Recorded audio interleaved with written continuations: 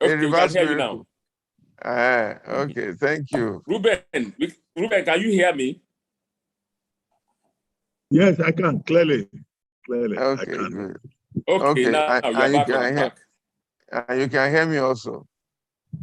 Yes, very clear. Excellent. All right, so we can start. Reuben, it's great to see you. Thank you. And thank you for accepting. This is a reversal of rules. The last Isn't time it? it was appearing on Arise TV, and I Yes. was in the position of Yes. That's how God performs miracles. You walk on water, I walk on water. But it's great. It's great. I'm happy that you're able to come. And I hope that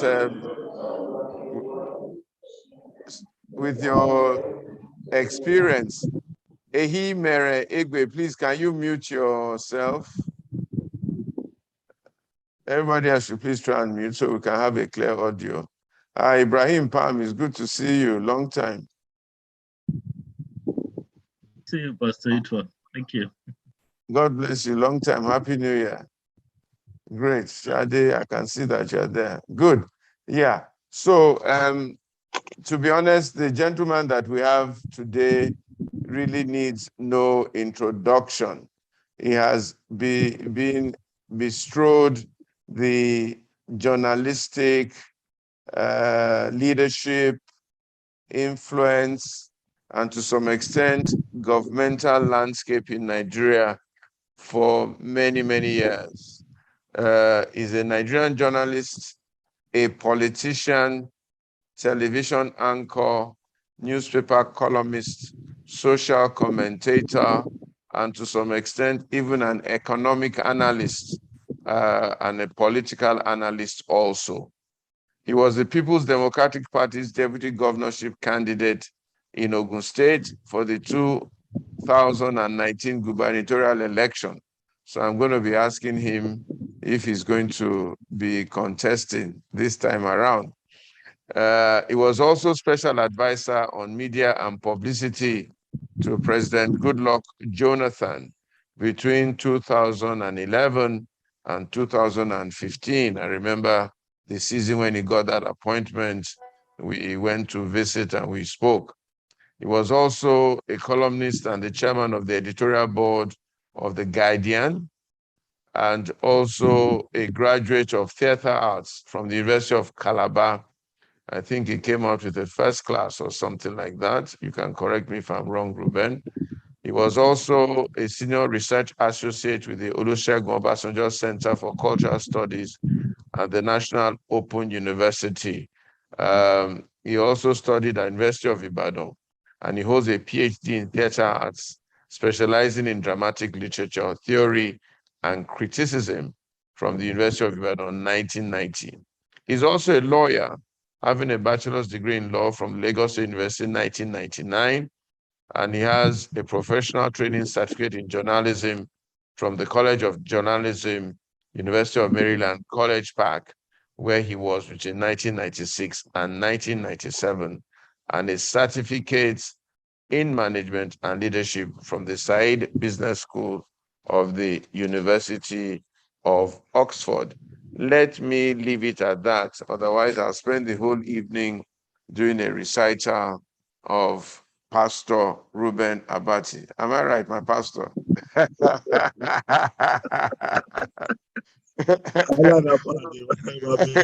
While I'm at it, I might as well anoint you and throw the oil on your head so that you can begin to prophesy.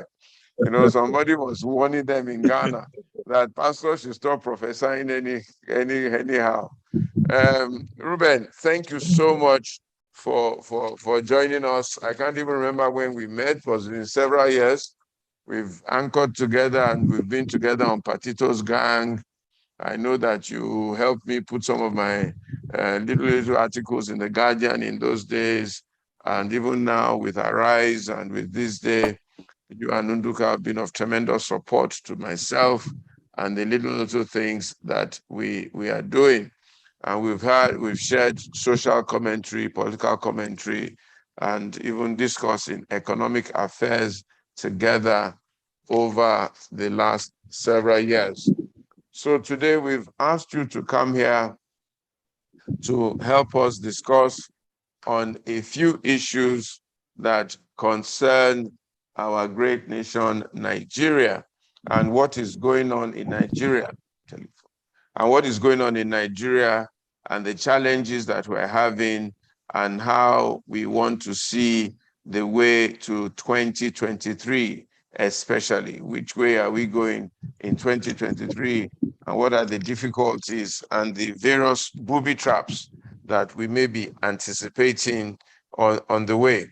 And we're looking at the political evolution of Nigeria. The political evolution of Nigeria. How did we get here, and which is the way forward? And I know, my brother, that you are more than eminently qualified to give a little bit of a synopsis of the history of Nigeria, how we got to where we are. And you should also have a vantage position view, having been in Aso Rock between 2011 and 2015. And I know that at some stage you wrote about your experiences, both professionally and outside the professional box while you were in Aso Rock. But suffice it to say, give us a little synopsis of where we are in Nigeria, in your own opinion, and how did we get here? Okay, very quickly, I think that the people of Nigeria have been badly served from both the colonial times. For the colonial people that came, that is the British, their interest was in the exploitation of our resources. The British they were not necessarily interested in whatever was going on in Nigeria. And that was why we should remain eternally grateful to those early freedom fighters, the abattoirs of this world, the 19th century journalists that are covered in a book on that particular subject, who thought that, look, the Nigerian people who became Nigerians actually in 1914 deserve to be treated differently. And by 1944, we had people like Henry Carr fighting for education. We had people like Michael Imodu living cost of living wage protests in Lagos. We had also, as Professor Ayode has covered, people protesting against the colonial authority. What defined colonial authority? Exploitation, the subordination of the people, the intimidation of the people. Okay, we had those constitutional conferences. 56, 59, Lancaster House Conference, and Nigeria became independent in 1960. But we can. Our experience may not have been like those of the Kenyans who had to fight, have the Mau Mau War and all of that, or the difficulties that the people of East Africa faced.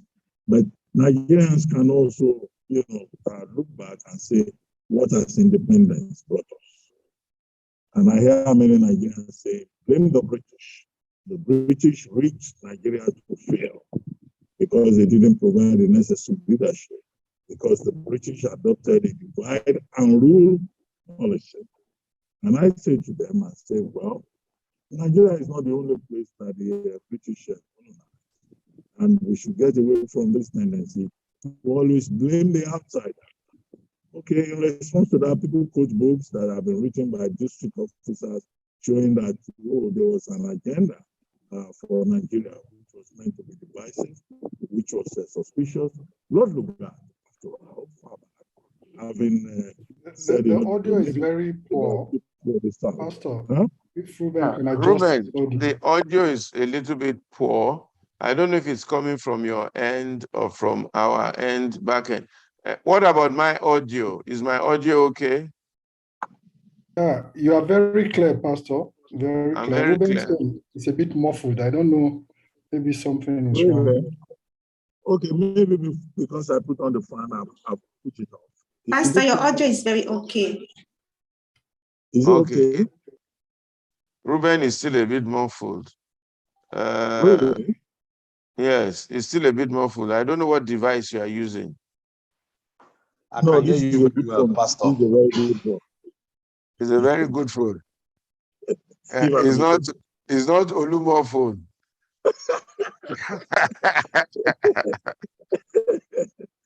No, I think the phone is okay, but if the audio is the issue, I don't know what is. He might have to restart his device. Reuben, I think he might have to restart your device. Okay, and that will reset your audio for you. I should restart it. Yes. It might be worth our while you doing that, honestly. Yeah. Okay. It tends to improve things like this sort of problem. You can use another phone to sign in if somebody is close to you there. Is that person close to you? There's nobody here. I'm alone. Yeah, look. Okay. Can you go out and come in again? We'll wait for you. Okay, let me see. It's worth it. Yeah. Okay, thanks. Sam, come and assist me. They are saying I should log out and log in back. Hurry up. People are waiting. I believe it's the bandwidth. If you can shut off the video, the audio, man.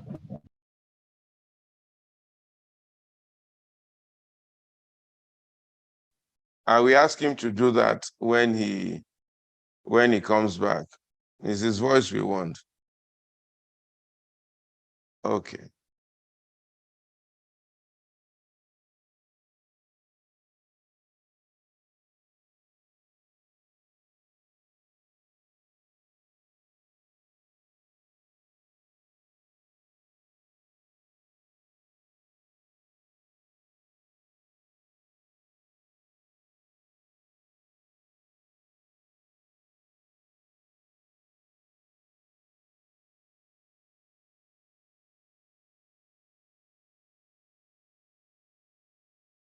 Reuben, if you're back, unmute yourself. Hello, can you hear me now? Clearer. Much clearer. It's much clearer. Really? Yes, much clearer. Yeah. This is a platform of miracles. Okay, if I may just continue, Pastor. Reuben. Yes, if I may just continue. So I was saying that the British adopted a divide and rule policy, and that there's this tendency for Nigerians to say, oh, the British caused the problem. A certain district officer wrote a book, a famous book, saying, oh, we rigged Nigeria to fail following the divide and rule policy. But look, Nigerians have been in charge of this space since 1960. They had constitutional conferences, before independence in 1960. So I argue that, look, we should not blame the outsider. What have we as Nigerians ourselves, what have we done with our country? And that is why those who push the argument, like Chino Achebe, like Wole Soyinka, who say that, look, leadership is the problem in Nigeria. Leadership failed us immediately after the First Republic. They failed us in all the other republics that we have had. And we continue to fail in this country at the level of leadership. I think that in terms of the evolution of the country, the big question to ask is that many of the countries that were at the same level with us in 1960, maybe Singapore, maybe somewhere down the line, Bangladesh, maybe, we all know who the major countries are, who were our peers. What happened to us? Why is it that Bangladesh had better leaders than Nigerians? Why did it happen that Indians have had better leaders? What exactly is the problem that our own leaders, for many years, they just organized schools and sabotage the system? And why is Nigeria not yet a nation? Professor Wole Soyinka gave a lecture a few years back. The title of it is, When is a Nation? You can have a country, right? And you have the symbols. You have the flag, you have the national anthem, you have, something that says this is the name of the country. But that's not what makes a nation. At the center of it, as been argued by Chino Achebe and also by Wole Soyinka in many of his writings, is simply leadership. So why is it that with all the resources we have, Nigeria is one of the best resourced countries in terms of human resources? People do well, they excel. They go abroad, they are the best of the best and the brightest. But when you put the same country together, you put the people together, they are unable to function. Where does the problem lie? It seems to me that is the the main problem that we face in this country. Where is Nigeria's first 11? Where is Nigeria's best and brightest? What we continue to have, we're going towards 2023. Just take a look at most of the persons that have stepped forward. I'm not saying that you need to have a PhD to be able to run a country, but if you look at most of the people who have stepped forward, there are persons who have all kinds of complexities around them. For some of them, you don't even know whether they went to school or did not go to school, but they have money. How has Nigeria become all of a sudden a country that is driven by money, not intellect, not ability? Something has gone very wrong with our value system. And Pastor, sorry to say this, I'm not calling you out. Even your own constituency, the church, the religious establishment, is part of it. We have pastors who are behaving like charlatans all over the place. The school institution has failed. So institutions have failed us, communities have failed us. So leadership, in other words, is collective. So I don't speak of leadership in terms of political leadership. I'm saying more or less that the biggest problem we face, and this point is not original, it's about leadership. Where are the people who can turn this country around? We can't find them. The ones who want to do so are scared. They don't have the money, they don't have the chutzpah, they don't have the connections, and so people stay away and they stay like you and I, well, maybe, you lead a congregation, maybe you are not as guilty as I am. So we stay at the level of a punditry. We organize sessions like this, we talk and talk and talk and talk, as Olarotimi accuses us in his book, Holding Talks. But we just talk and nothing happens. So I think this is the biggest dilemma that this country faces. Already we have started talking now. It's talking season. This candidate, that candidate, who is going to lead Nigeria. That whoever will emerge in 2023 will either be the people's choice or will be the best man for the job. This, I think, is the problem. Many years after. So what lessons have we learned? I can't see too many lessons that have been learned in this country. Thank you very much, Reuben. So, but how come we never seem to learn lessons in Nigeria? How come the most unqualified seem to be the ones who are wealthiest and can bring out the money for elections? How come in the first place in 1999, even if we want to go back to 1979, how come it wasn't the best 11 or the preferred people who stepped forward? How come our politics and our leadership has now been hijacked almost completely by money bags? Where were we? What were we looking at when all these things were happening? Okay, in some other countries, what they do is that they build institutions. They don't focus on people. Take Bangladesh, I mentioned it earlier, where they have a strong civil service system. Take the UK, where Boris Johnson is fighting for his life now, just because he attended a party on May 20, 2021, for, according to him, 25 minutes. I don't think anybody believes him. Take the United States, where, an apostle of insularity, like Donald Trump, was taken out of the presidency just because he was going against not just the local agreement, but also the international agreement, because he thinks that, he knew it all. Okay, these are just a few examples. Now, in some of those countries, the institutions work. You cannot come as an individual and think because you have money, or because you have ethnic connection, or because you have a religious connection, that you can do as you wish and get away with it. Now, in Nigeria, our institutions have failed us.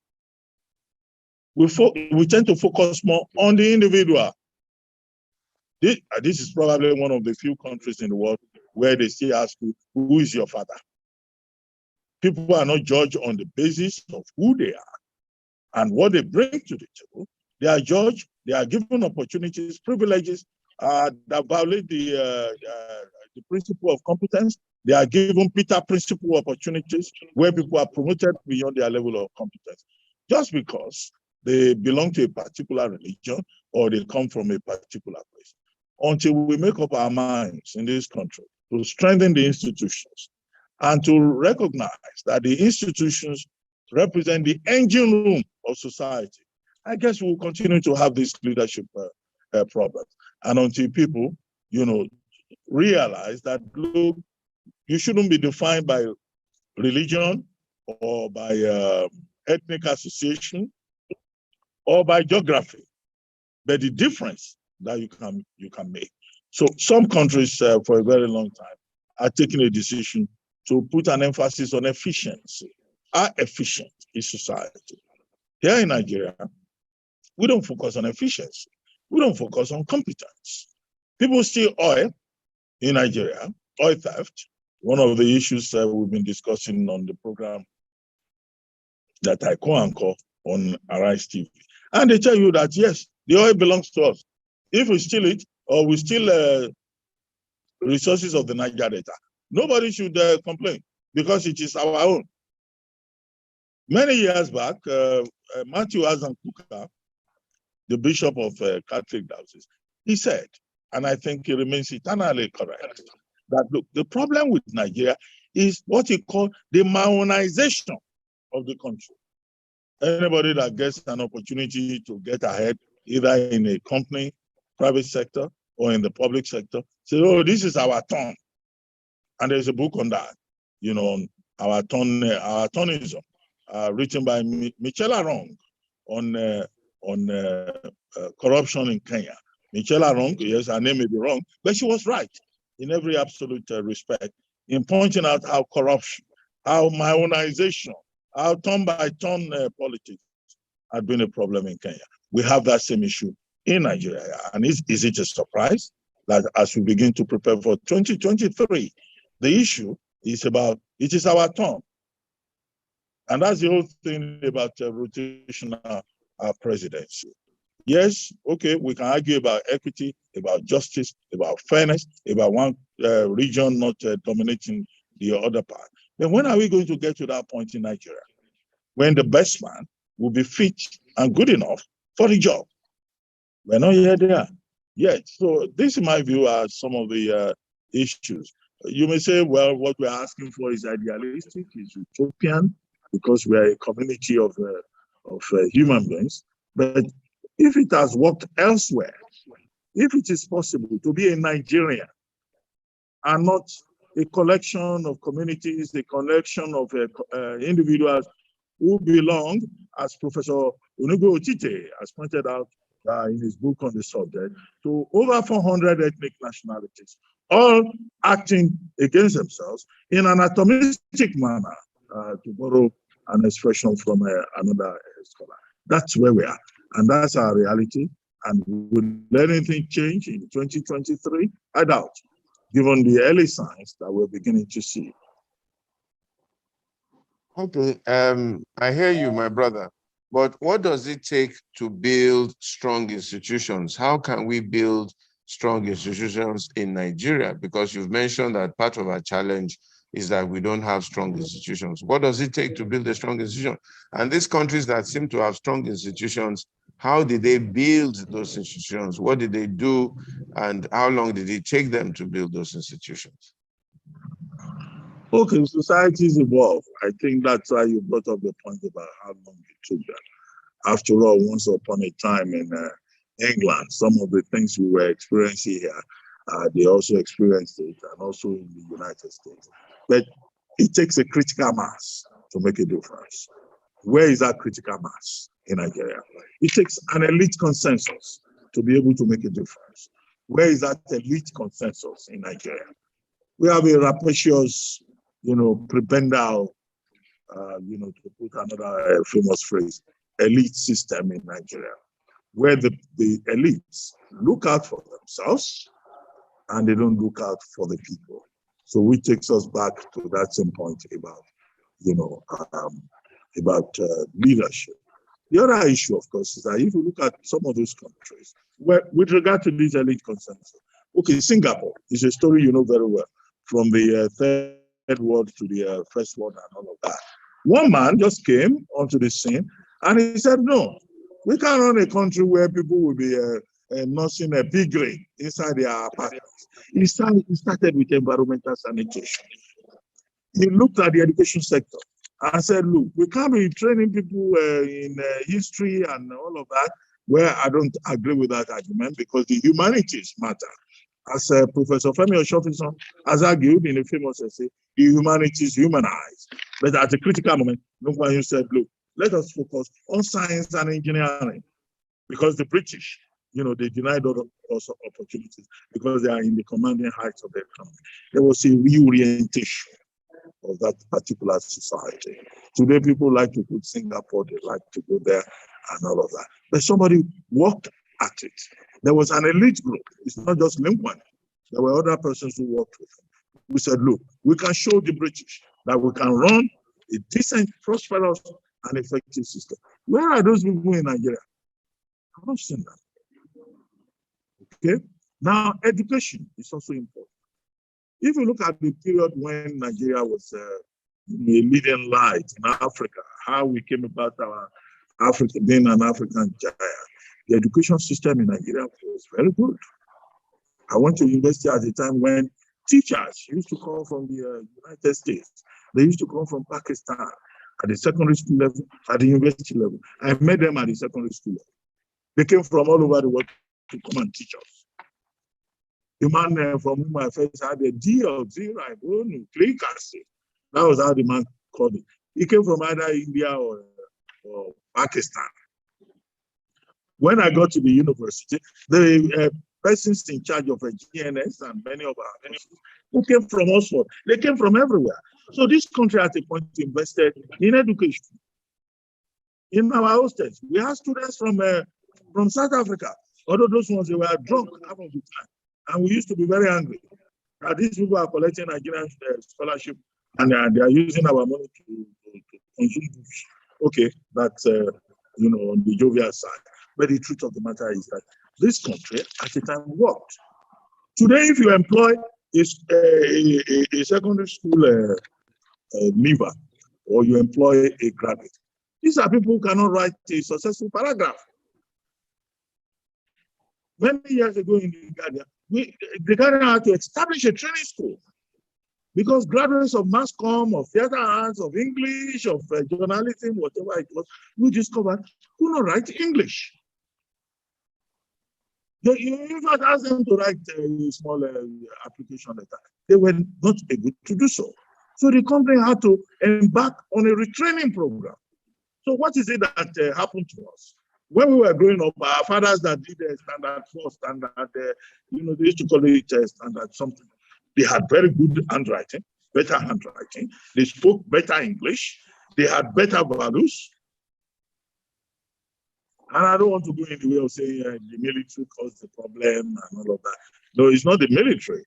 Something went wrong here. Some charlatans got into government. And the unfortunate thing is that that tradition of charlatanism looks like it's going to be sustained. If you have money in Nigeria, you are a big man. You live in the best parts of town, you get the best girls, you do as you wish, and you stay above the law. But if you are a decent man and you keep your head below the water, then of course you can't get along. So what kind of country are we? What kind of country have we become? Where it's charlatans who get ahead. And they're already organizing themselves for 2023. Many of our councillors cannot even speak English. Many local government chairmen have no idea. We are electing people, we are putting in positions of power. People who don't even, when you mention economy, they will think it's a strange language. When you talk about education, so what is the way forward? Somebody is asking, I think that's this year will be. we need to start with national orientation. Yes. Let me join issues with BC, and what I'll ask Reuben is, from your own perspective, what is step number 1, step number 2, step number 3, step number 4, step number 5, and who should take responsibility for each step?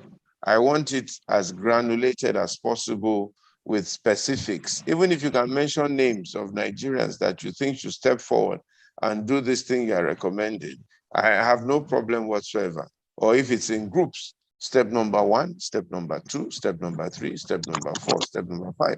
How are we going to ensure that come 2023, which for me, I think is a critical watershed in the history of this country, we have the right person in the rock? Okay, first thing, we have to take a second look at the leadership recruitment process. Who is fit for purpose in Nigeria? Who is that person who can be president of Nigeria, who can be governor, who can be chairman, who can be community leader? We need a complete revolution. Now, how will that happen? It is not about messianism. It's not about one man. And I think this is a lesson we have learned since the return to civilian rule in 1999. President Obasanjo was brought in out of the belief that, oh, this is a unifying factor. You keep the country together. Yes, he kept the country together for 8 years. But there were also other contradictions in that administration. Messianism, again, with President Muhammadu Buhari. It was said President Muhammadu Buhari, being a soldier, will solve the problem of security in the country. Now, this is where we are, 16, 17 months to the end of his administration. So this definition of leadership as cultism, as a cult figure, saving Nigeria, but the one man having the power to transform society, I think, no. What we have seen is that leadership is a collective responsibility. It's all of us that are involved in it. So what is the way through that? We have an agency in Nigeria called the National Orientation Agency. That National Orientation Agency has failed. That National Orientation Agency is not making a difference. I know that with civil and public servants, the standard excuse is to say, oh, we have not been funded. We don't have the funds, okay?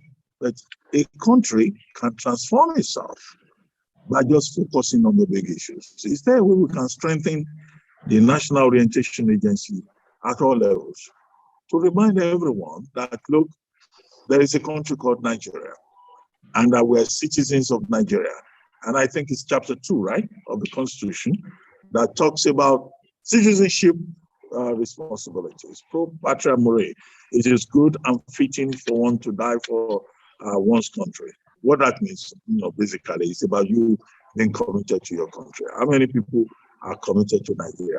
We need a massive campaign to be able to do that.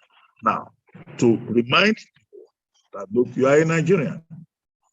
Many Nigerians who have dual nationality, which is allowed under the Constitution, they are more committed to those other countries where they have the second nationality than to Nigeria. I've seen Nigerians who will tell you, I'm an American, I'm British. And they're very proud about it. They think that Nigeria, does not really matter. Because when they enter Nigeria, when they connect with Nigeria, they belong to their village.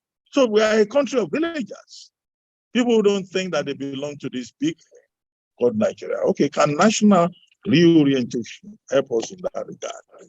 Number 3, I think also is about education. We can't have a country that is run by dunderheads, by people who buy certificates, who have no certificates, whose credentials are unknown, and who do not know the difference between what is it that economists talk about all the time? Interest rate, lending rate, foreign exchange, capital market, and all of that. In the 21st century, in the digital age, where the whole world is talking about digitalization of even human existence.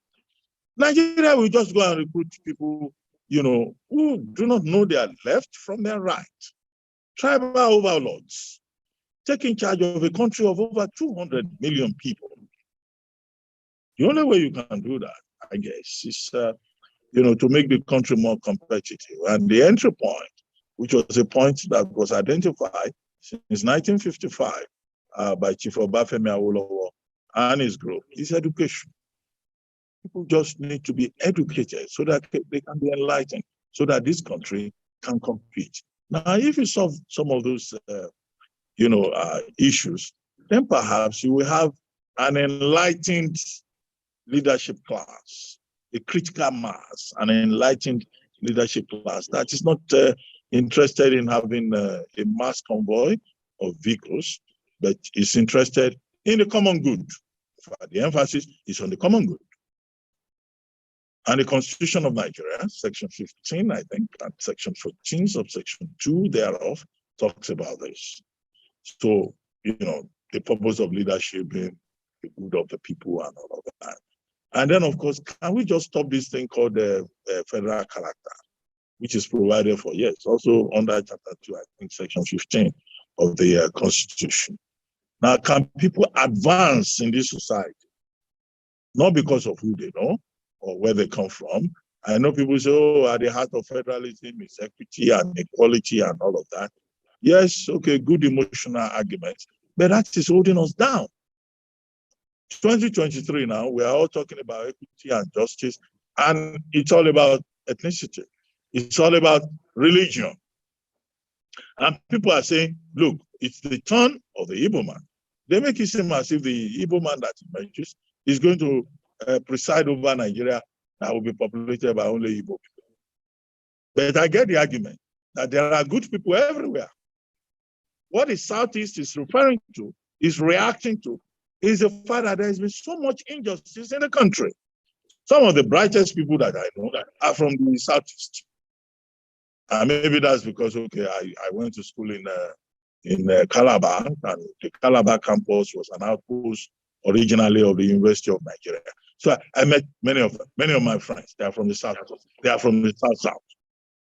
Okay, but you find some people with this royalist perspective in Nigeria that they are better than other people. What kind of country is that? It doesn't matter if you come from any part of the country. If you can make a difference, then it should be possible for you to do so. Institutions, yeah. If you look at these institutions, which we talked about earlier on, people get into those institutions because of where they come from, because of who they know. And many of these institutions are the engine rooms of government. Why give a job? Look, if we are not careful in this country, one of these days a tout will become a governor. And in fact, there is some parts of the country, some people are already talking about how touts can also become governor. One of these is a criminal. Well, you all know this. I shouldn't be talking about that. And now, where is the role of the intellectual, the public intellectual? Who is thinking in this society? We're not a society where people don't like to think. People are anti-intellectual. They are against ideas. In some other countries, I think it was Walter Benjamin, who talked about a current of thought, or was it Hazlitt? No, I think it was William Hazlitt, who talked about how a society must create a current of thought that moves society, that propels society forward. What is the dominant current of thought in Nigeria? Everybody wants to live in Lagos on the island. Everybody wants to, ride an exotic car. Everybody, and yet in this same country, there was once something called dignity of labor. Even teachers have abandoned their functions today. They now sell handouts. They now sell chin-chin at the secondary school level. So these are some of the things we should address. And I guess we all know what the problems are. We all know what the solutions are. But who is that courageous class? Where is that courageous class that is going to say Nigeria cannot continue like this, and with all our potentials, we can make a difference? Hubert Humphrey once said that, look, what is important in a society is for people to make a difference. But do Nigerians want to make a difference, or they want to continue to blame the outsider? You wake up some of these days, they will say, no, it's the Western world that does not want Nigeria to succeed. Because if Nigeria succeeds, the Western world will have a problem. But what are Nigerians themselves doing about their own affairs? We need to find those people. This is the question I'm asking you, Reuben. Who are these people? How can we find them? Will you be one of them and stand up and lead this revolution? Or how do we go and look for these people and how do we find them? That's question. That's why he's there for you. That's question number one, Reuben. Question number two is that I'm going to get a bit direct and personal here, in that you were part of the Jonathan administration, 2011 to 2015. What's your own rating of that administration? And somebody commented on this platform that when you were in that place, you didn't speak much at all, and this and that. Well, maybe your rating of the administration will tell us why there was that silence and so on and so forth. So maybe you want to, first of all, tell me, where do we find these people and how do we get them out to come and lead this revolution that we're talking about? And are you one of such people, and are you ready to now take some position or the other? And then finally, your own assessment of Jonathan administration and the role or the whatever you played in that administration to get us to a situation where people started saying anything but good luck, anything but good luck, and so on and so forth. Reuben, can you let me look at this? Then we'll begin to take questions from different people. They all want to ask you many questions, so they will ask you, I will allow them. So please answer those questions for me, and then we'll take questions from the floor. Okay, Pastor. Well, where are these people who will transform Nigeria? Yes. These people will not come from Burkina Faso. They will not come from Cote d'Ivoire. They will not come from Ghana. It's only Nigerians that can take charge of our own destiny and reposition Nigeria as a major frontier for development, for competition, for the growth of the human value, human resource development, or if you like, the human development index. Now, the problem we have, if it sounds like I'm being cyclical, has to do with the kind of system that we have in Nigeria. There are persons who want to make a difference, and I include myself in that category, because I think that, well, I don't want to sound arrogant. I'm probably smarter than some of the people who have enjoyed opportunities since 1999. We keep recycling, mediocres in many departments of government. But you can make a difference in other ways, and that's why wherever we find ourselves, I think, every individual should just try to put in the best that you can. And I think that is very important, so that at the end of the day, there's a pool of excellence, of talent, rubbing off on one category or the other. But the problem we have is about the nature of the Nigerian system, the public system. Once upon a time in this country, there was this advocacy that people in civil society organizations, be it the media or the NGOs, should also try to get involved and stop criticizing. And we had quite a number of people who went into the governance arena.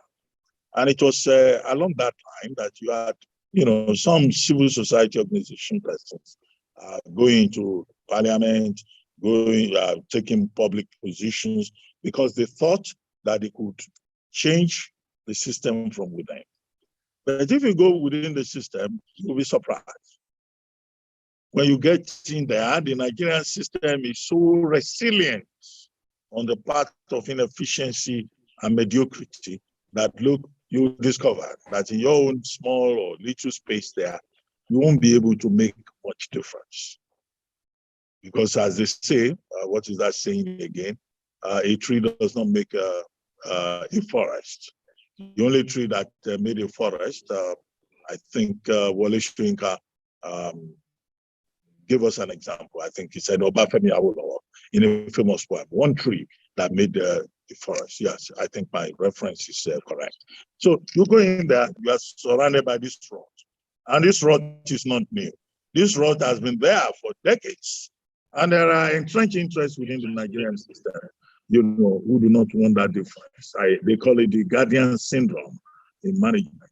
So, and if you try to change the system, they will come after you. You can ask Pat Tommy.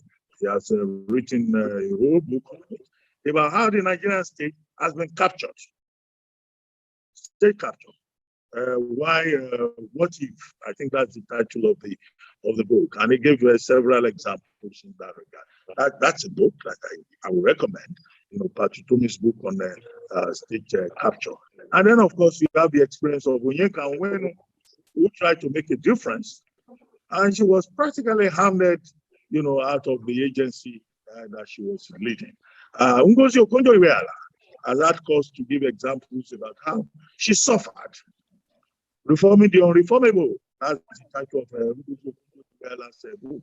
That's another, book that we can recommend in this regard. So you'll find all these people going into government, either deliberately or accidentally, as Nasir Rufai claims he did in his memoir titled The Accidental Public Servant.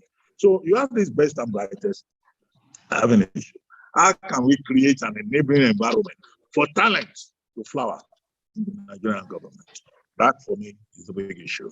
Now, so the Jonathan administration, people said I wasn't speaking as frequently as I should have done. Well, when I look back, I spent 4 years in that office, and at the risk of praising myself, I was in touch with the Nigerian people almost on a daily basis. I gave press briefings daily. We were very transparent in informing Nigerians about what that government did. So it would be unfair for anybody to say, oh, you were not speaking as frequently as possible. Okay, some people thought part of the job, part of the briefing was for me to be abusing people. And some people felt, oh, Reuben Abati is not playing the role of the attack dog. But of course, I felt we should focus on the issues. And if you go and check the records, in terms of documentation, we did a great job documenting the Jonathan presidency. The Jonathan presidency is probably one of the most documented, administrations in the history of governance in Nigeria. And the documents are there. And then, of course, let me even talk about simple things like presidential media charge. President Jonathan was so upfront, open, very humble, with the Nigerian people. And it was out there, always doing presidential media charge. I hear, that these days people are saying, oh, why is the president not talking so often and engaging Nigerians on all the issues? And I've had cause to commend President Buhari when recently he granted a number of interviews. Now, there's a publication in the Villa where, through which we report activities in the Villa to the community. Now, it was under my watch. I will publish the largest number of a Villa school. That's what that publication is called. You can, people can do their research and go and find out. But I'm not here to praise myself. And then if we go beyond all of that, oh, President Jonathan, what is my rating of that administration? I think Nigerians themselves have rated that administration. When we left office in 2015, the big news about how President Jonathan departed office was that he left office as a defender, as an apostle, as a symbol of democracy. And its example has been emulated in other parts of Africa, when he decided that, well, whatever it is, leadership is not a do or die affair. Somebody is asking me whether I'm answering the questions. I am. The person should just listen. If the person is not listening, please pay attention. So the president left the place, showing that democracy is more important, and it is not important to spill the blood of the people. Okay, and that is it. And then, of course, what again should anybody expect? The same President Jonathan that was vilified in 2015 has become the stone that everybody is looking at as the likely cornerstone of the building. Okay, and people are saying, look, President Jonathan did very well, either in terms of the quality of persons that he recruited into government, or the women empowerment efforts that he made, or in his forward-looking policies that the administration that succeeded him has, adopted in many ways, and they give him credit for that. In fairness to them, and look, the complexity of Nigeria that we are seeing, even in terms of security, before the 2015 general elections, that government was already able to, scale, overcome certain obstacles placed in our path, ironically, by the US government, the administration, and accusations of human rights violations, even if Mohammed Adoke, who was there at that time, went to the international community to defend Nigeria robustly. But I think, look, Nigerians are very interesting people. We tend to be nostalgic. We tend also, to condemn everybody that comes along because of the peculiar circumstances under which we have found ourselves. And let me end this by saying that even President Muhammadu Buhari is saying that he has no strong expectations, and that he thinks that, even if Nigerians don't praise him, well, he has given to Nigerians his very best. So that's what happens. And we should stop demonizing people who go into government. You go into government, you suddenly become a villain. I'm not a villain. I believe that I discharged, I acquitted myself honorably. I did what I had to do, and people tend to confuse themselves. Look, a man who is a spokesperson for government is not the same as a journalist who may be picking faults and all of that. We play roles, okay? And whatever I did, I'm addressing those people precisely. It's not unusual. People go into government from media, from other departments in other parts of the country. They gain experience, and they come back, and they add greater value. And if I have the opportunity to do it again, I will. So for those persons who are just criticizing Reuben Abati, look, the next time I have the opportunity, I will go in there and I will make my own contribution. And it is for people to form their own opinion. And I want to encourage other professionals, technocrats, to also get involved in this business of rebuilding Nigeria, remaking Nigeria. But too many people are tied down in the making of Nigeria angle of the equation. Can we all just get creative?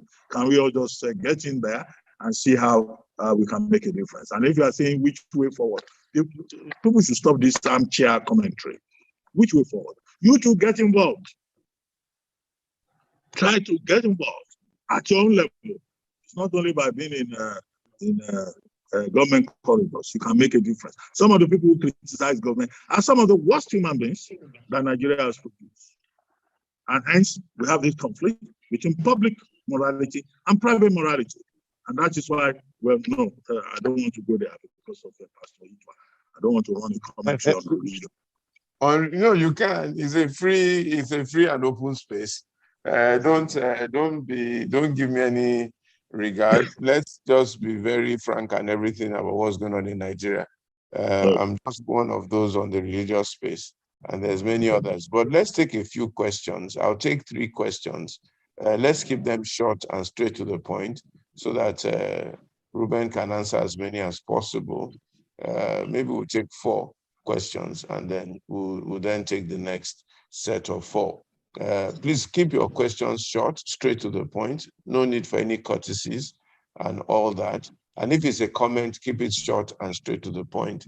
And then after the 4, I'll ask Reuben to please respond also very straight to the point so that we can take as many views as possible. And Sonny, if you are there, my co-presenter, if you have any things to add or chip in, just do that as we go along. So Charles, Jimmy Agbaje, Chikaodi Okoro, and Oluyemisi Oyewumi. I'll take those 4 questions, one after the other. Charles Iyore, Jimmy Agbaje, Chikaodi Okoro, and Oluyemisi Oyewumi. Straight to the point, and then let's take it from there. Thank you. Charles. Yeah, straight to the point. The biggest problem of Nigeria is the intellectual class, which we have continued to invest in since 1960. I can tell you clearly that there are no bricklayers, there are no tailors. What is called the guilds has never been developed. If you go to any village today, the house that was there in 1960 is still the same house. Now, you vilify those who live in England. I live in England right now. If I ask for 1,000 plasterers tomorrow, I'll get 2,000 of them, and they will do a damn good job. If I ask for 1,000 bricklayers, I get 2,000 of them. A society that does not think educating those who have hand skills to build and develop could not have done well. Since 1960, we are focused on theory and allowed practice to die. That is the problem, and it's common to everybody. So when I hear you trying to defend the eggheads ruling the place, I think they're already a failure. Like Professor Bay used to say, an awful lot of professors here can't walk to any good university in this country, in the world today, and call themselves professors. So if as an administration, you did not take time to look for those who can build, those below the house, those who live in mud houses since 1960, we, and that includes me, have all failed our people. Thank you very much. Thank you, Charles. Jimmy Agwaje, please. Ruben, thank you very much. Some questions. Yes, sir. Yes. Well, mine is more of a contribution. I think Ruben has, because what keeps coming up on this forum is what's the way forward? How do we reverse the trend?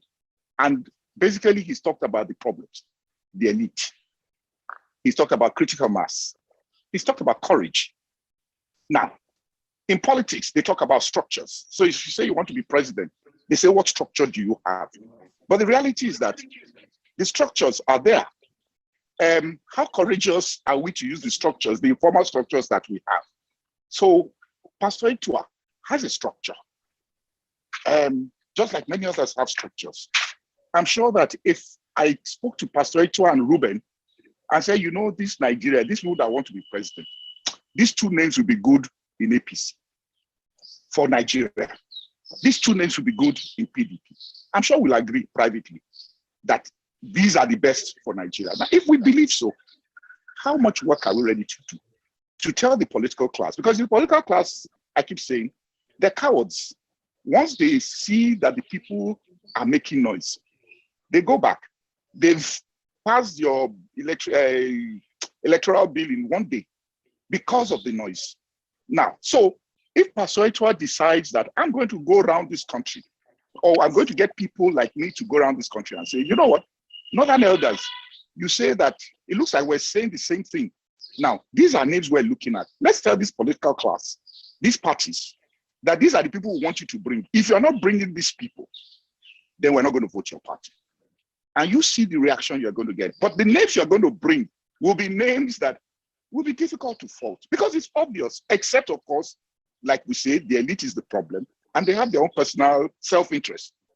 But I know that those people coming out for presidency and all, the choice is very simple if we want to be honest with ourselves. But it's not going to happen if we don't tell the political parties that if they go the wrong way, then we are not going to vote for them. And I think that's it. So it's how courageous are we as elite to make this work for us? Thank you. Thank you. Thank you very much, Jimmy. And I will be engaging you and asking you to please provide a list of a few names from your perspective that you think. This is exactly what I'm looking for.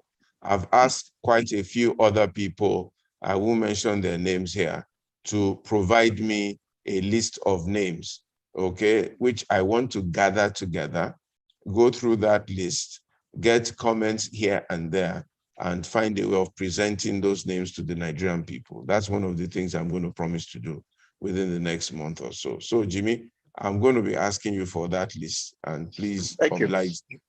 Thank you. Chikadi. God, your call. Pastor Itua, it's been 10 years since I saw you. Where did this 10 years? I can still hear his voice. Oh my goodness. It's been 10 years. It was 10 years today, this year. 10 years a couple of years ago. You can still hear his voice. Wow. Yeah. You were in that service. He was my pastor. My goodness. My goodness. My deep condolences again. Thank you. His mother passed last year. Did you know that? Yes. Yeah. Okay, we'll catch up after the session. Okay, so I have a point to make, and I thank God that he was the former gubernatorial candidate for Lagos State, whom I wanted him to win. But two things I wanted to piggyback on what he said, and that's a question for Dr. Abati. During the NSAS protest, and the government, the elite, saw the power of the young people. There was no tribalism. When it was Friday, time for Jumat, everyone was quiet and let our Muslim brothers and sisters pray. And Sunday, they let us pray. It was all one, and that scared the elite. And the next thing they did was ban cryptocurrency, the way we made money, and ban Twitter. I don't believe that Twitter was banned because of the president's tweet. I believe it was banned because it was a tool for the people to get together and form a coalition. Now, my question is this: the youth keep trying, but they keep getting knocked at the knee. Their knees keep breaking up. We over here, we can vote. We're not allowed to, although I identify with my kids who are 6, who are 9, 8, and 10. They'll tell you they are Nigerians before they tell you they're Americans. Now, Godfatherism would not allow this country move forward. The APC aspirant, Tinubu, has gone to see, like they keep saying, he said his reason for wanting to be president is because it's an ambition. There's nothing of the word service. It's a personal ambition. And somebody like that, I don't care how old you are, is dangerous to the Nigeria we're trying to create. Now, how do we combat Godfatherism if we're not allowed to get a form to become, if the youth, I believe for the way forward is for us to take over the political parties established. But the electoral, there's no direct primaries. How do we then get into one way forward? Because if everything we try, we're getting knocked up. How then do we take over Godfatherism and present our own candidates for this upcoming elections? And because the people also say that their votes don't count, and I can't defend that because I'm from Imo State, and we all know what happened in Imo State, where someone who came forth is now the governor of the state. How do you answer when someone tells you with apathy, my votes don't count? Please. Okay. Thank you. That's very good. Thank you very much. You have my number. Let's catch up after the event today, and then we'll take it from there. Yemisi Oyewumi, please. Last question for this round, and then we'll take another round after that. Good evening, Mr. Abati. Good evening, Pastor. Can you hear me? We can hear you. Go ahead. Hello. We can hear you, Yemisi. Go ahead. Mr. Abati said something. Yeah, Mr. Abati said something that actually made me to draft out this question. He said at the beginning, he made mention of some things that some of the leaders that they cannot speak fluently and stuff. But he left out some things, and I think that is part of the mistake we all make. In some countries like India, China, Israel, they don't speak foreign language. They speak their own language. They have never traded their culture, their tradition. They value it, they polish it. What we need in this country is the people that have these things upstairs, those that can deliver. My question is speaking good English a criteria to good governance? Because I know there was a particular time, sorry to chip this in, there was a particular time that I drafted out a structure for APC. I just drafted it and I threw it to them. And they said, okay, let's add that to the platform.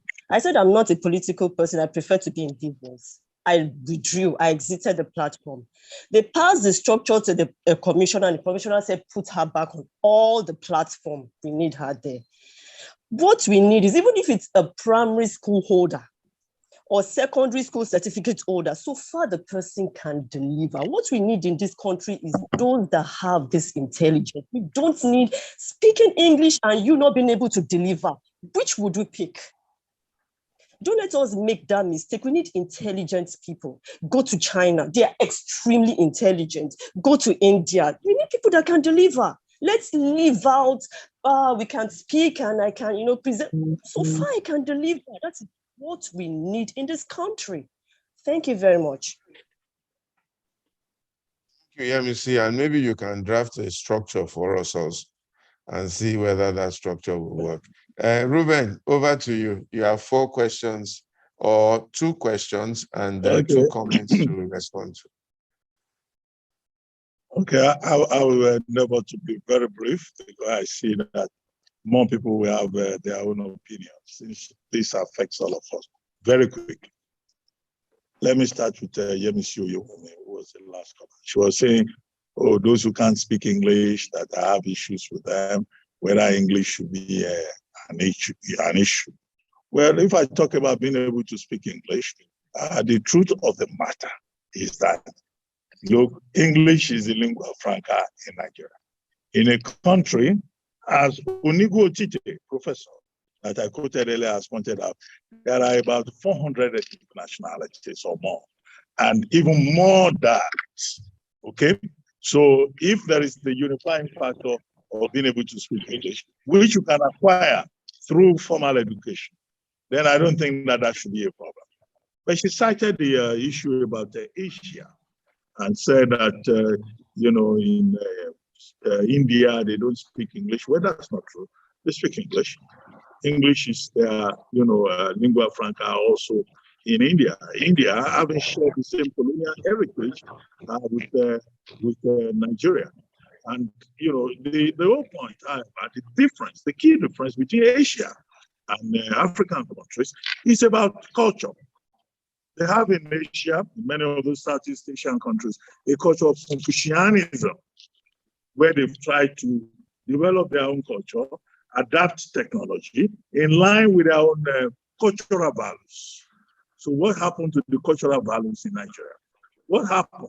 How do we arrive at a situation whereby we have this colonial mentality that anything about Nigeria is irrelevant, and we have to perpetually imitate the aesthetics from other parts of the country.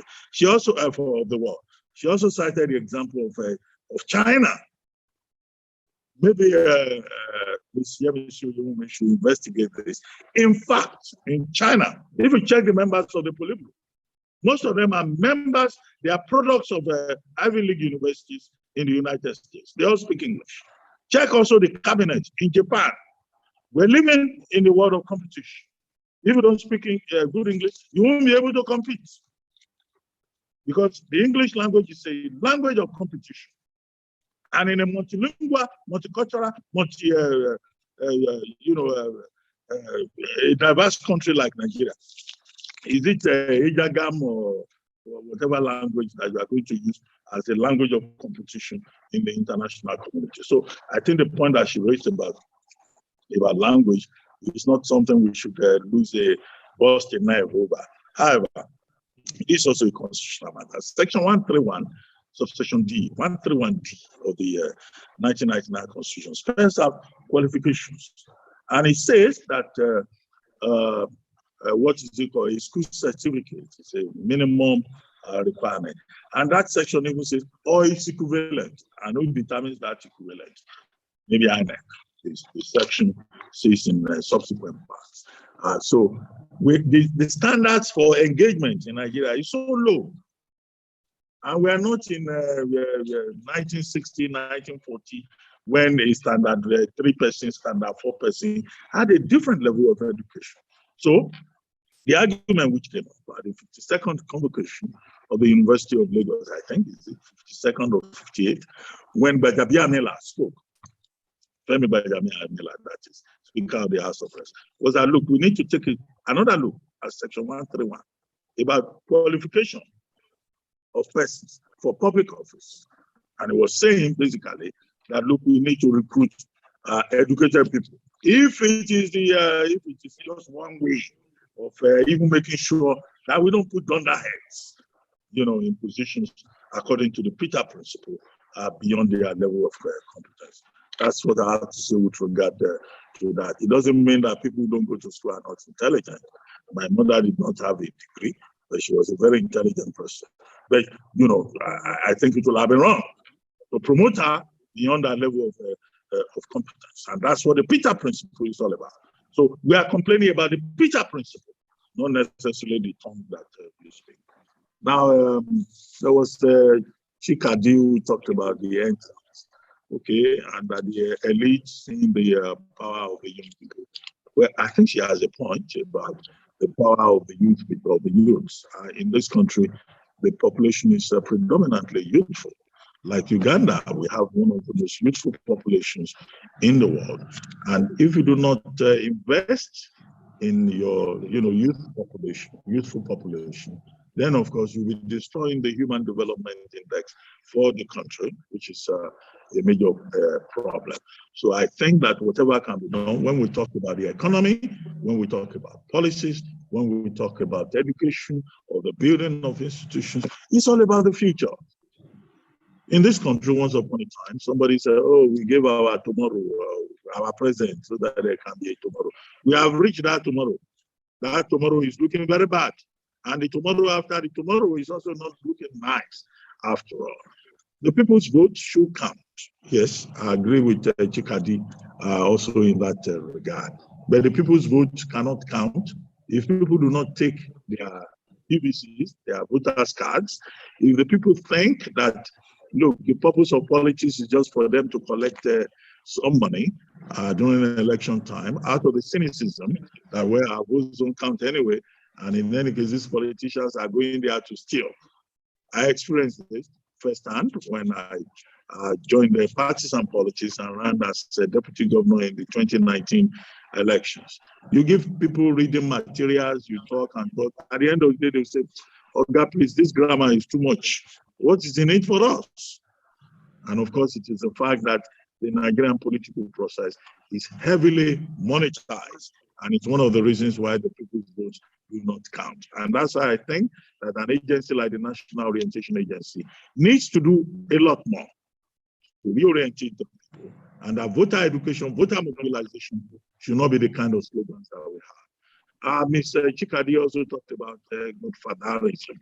Well, there's godfatherism in other parts of the world, yes, but it's just that here in Nigeria, godfatherism is for the common, is for this selfishness, for selfish purposes.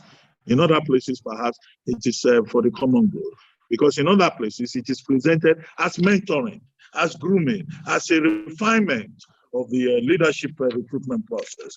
But here, we have a selfish elite that is just interested in grabbing power for his own purposes.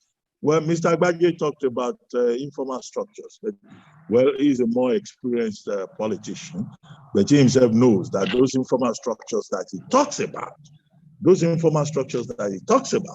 are informal structures that are used to deceive the people, to cheat the people.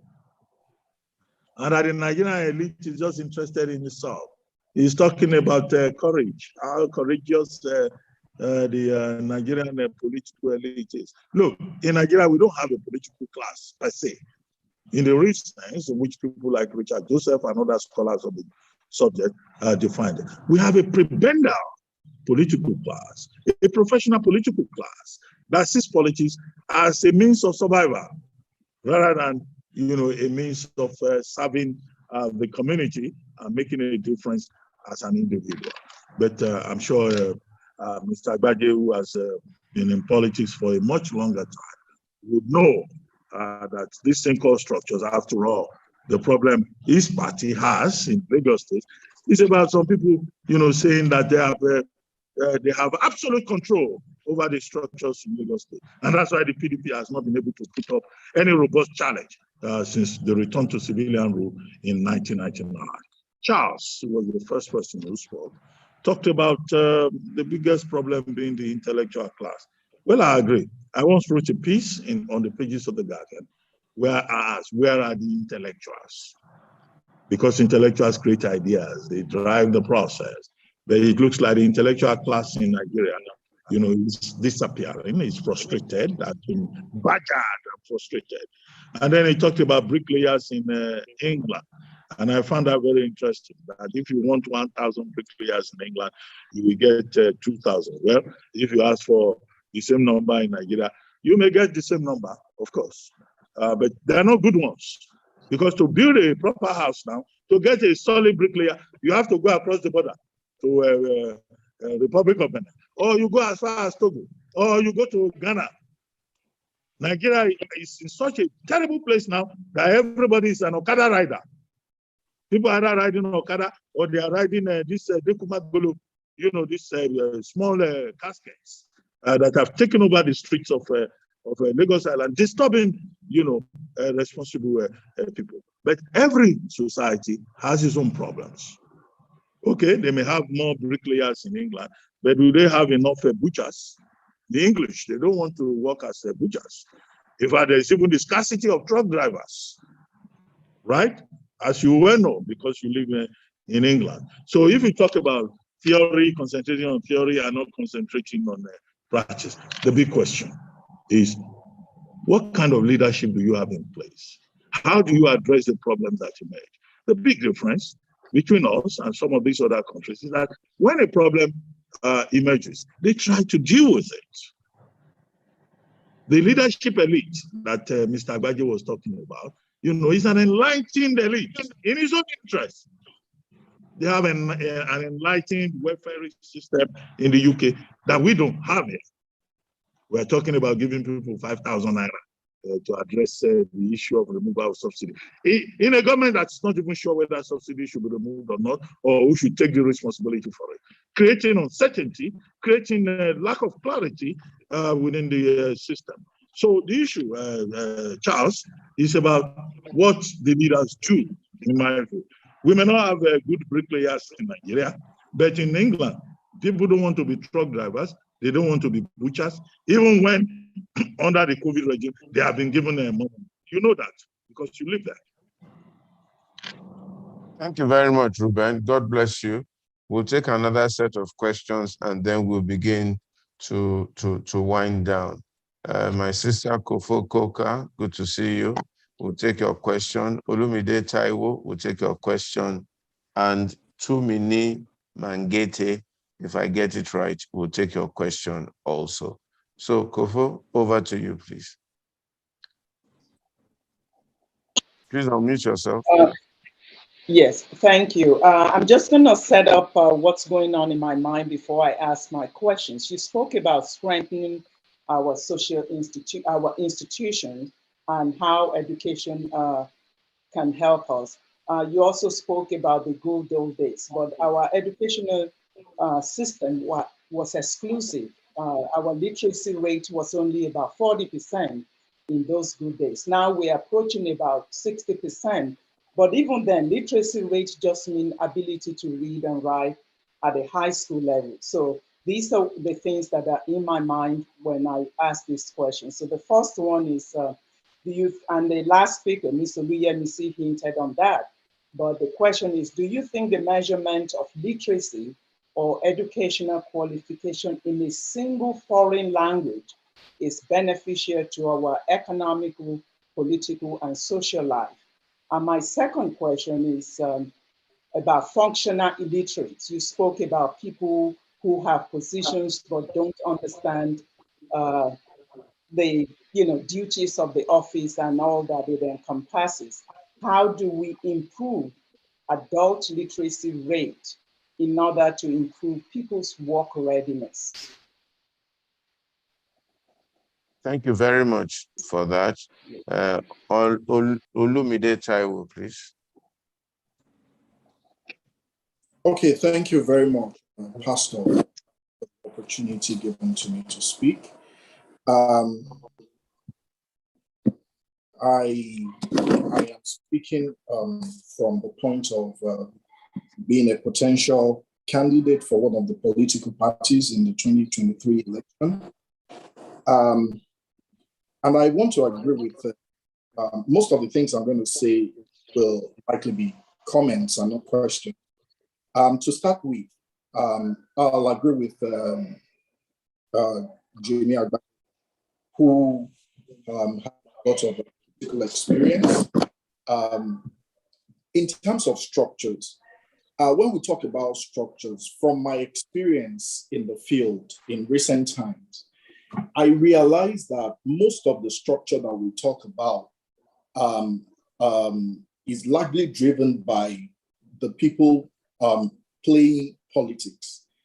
And Dr. Reuben actually mentioned the fact that a lot of people are not educated. He mentioned the role of education in politics, in choosing our leaders. You know, one thing I observed is that most of the people, particularly the youth, the youthful population, and largely a lot of us that are on this platform, are not actually actively involved in the selection process. We are talking about what we are going to do to make a change, but a lot of people are not,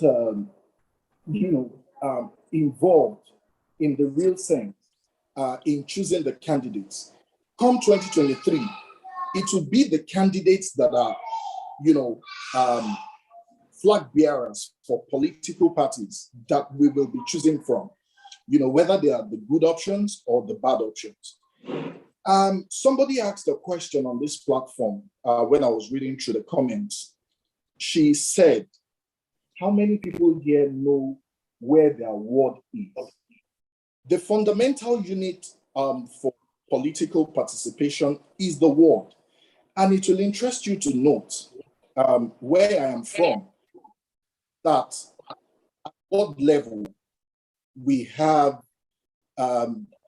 people that they cannot even manage their homes.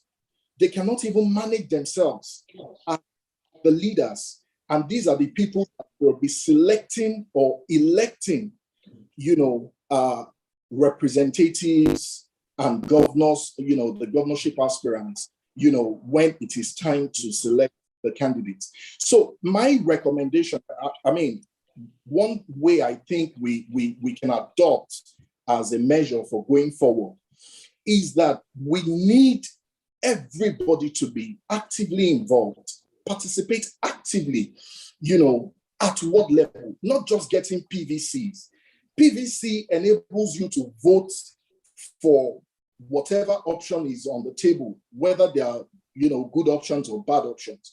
But we as individuals, we need to start to ward meetings, participating as card-carrying members of political parties. And I think that's where the concept of the National Orientation Agency, if that's going to ever work, that is where it comes in. We need orientation. We need to reorientate people so that they know that their votes can actually count, and let them be involved in such a manner that they can place the right candidates out there for people to vote. That is putting the right peg in the right hole. Thank you very much. Thank you very much. Thank you very much. Tumini Mangete, please go straight to the point. And I'd like to please. Thank you. Thank you for the opportunity. Good evening, everyone. I think my question is like a follow-up from what Olumide had just said. Dr. Abati mentioned that leadership is a collective, responsibility, and I accept that. I agree, it's a collective responsibility, because when we all get involved, we can make the required change. But my question now is this: I will be glad to know how I can truly get involved without being bruised or without being knocked on the knee, like Chikodi had said earlier. That's my question.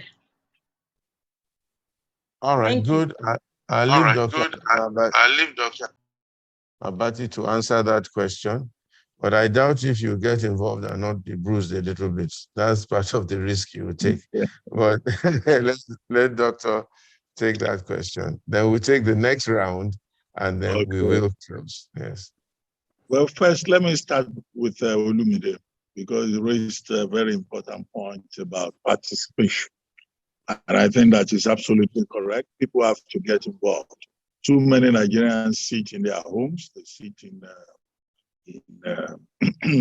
the diaspora, and they talk 19 to a dozen about how Nigeria should be structured, but they are not involved. They just talk.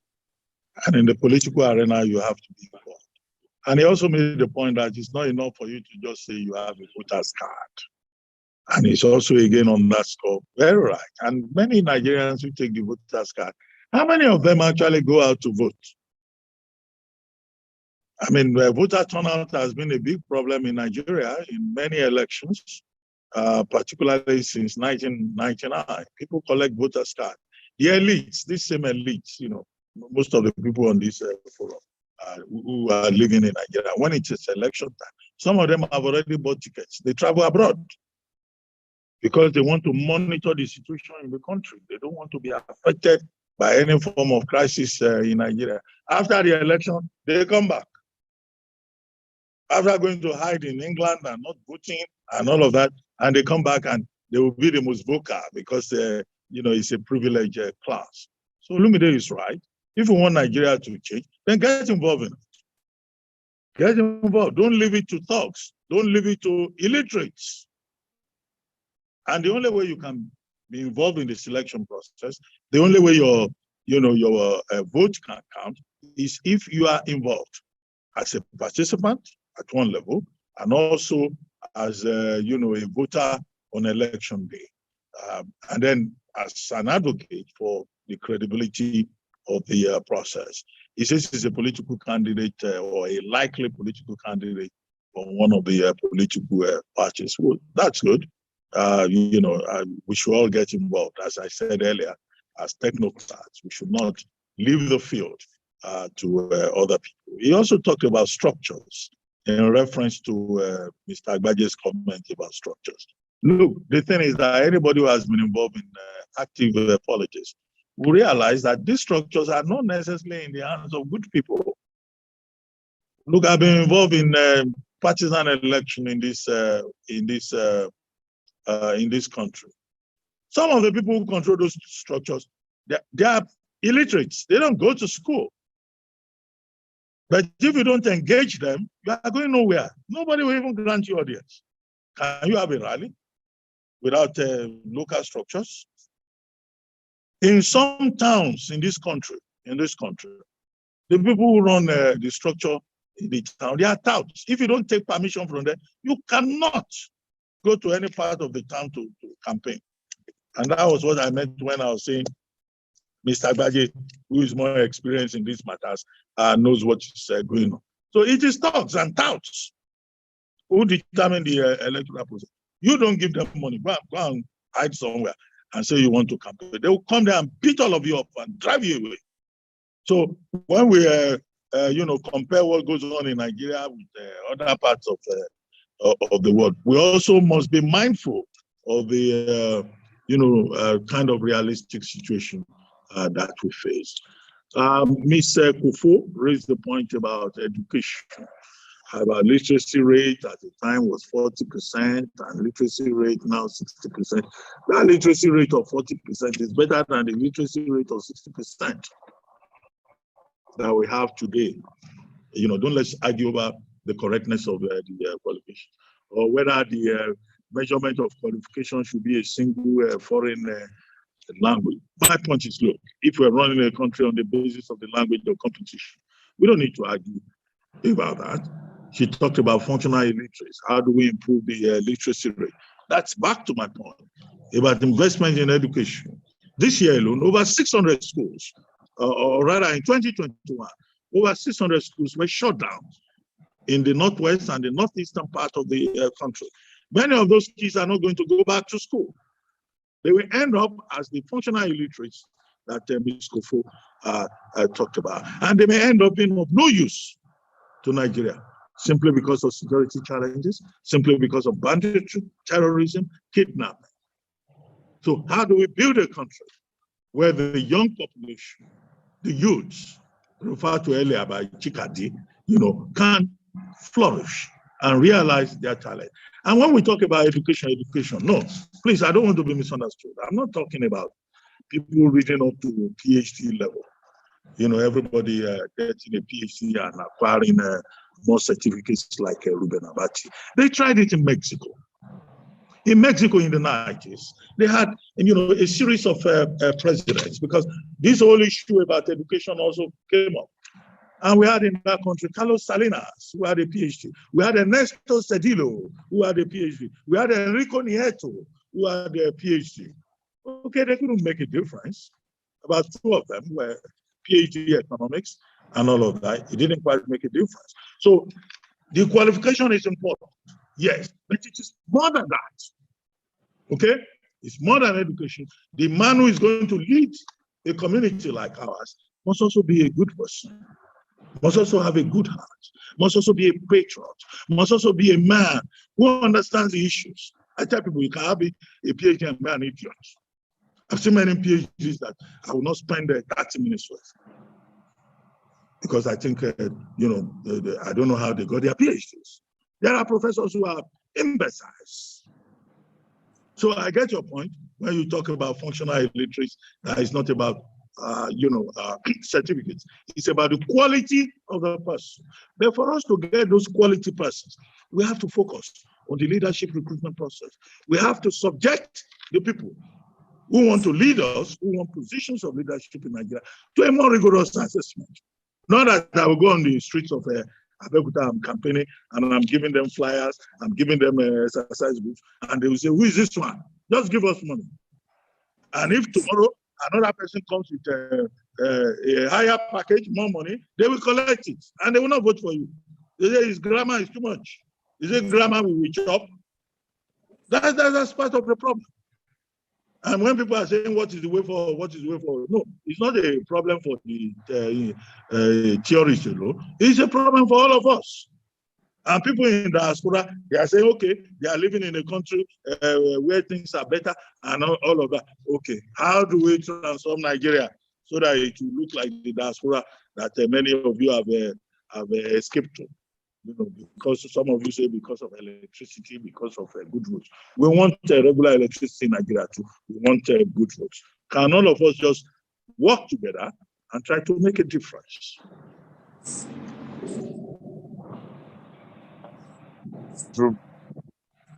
Thank you very much, Reuben. We'll take the last set of questions. I pray everybody keeps it nice and short, and Reuben's response also will be nice and short. And I'll just take my own last questions I'm going to ask you, which you can answer at the end.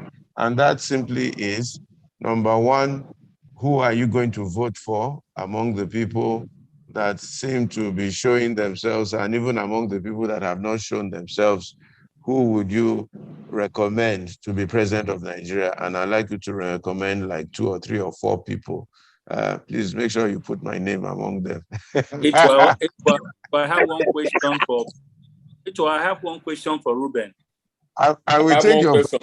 Uncle Liprem, I'll take your question, but they have to be very short questions.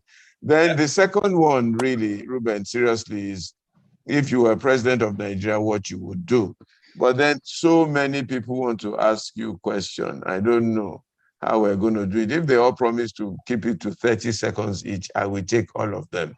And they're the following people: Debo Adeleye, Benjamin Onezia Adedoyin Osunlalu, Kola Ajibade, Ireti Kingigbe, my brother Bimbo Ashiru, BC Awoniyi, and Uncle Ephraim Falugi.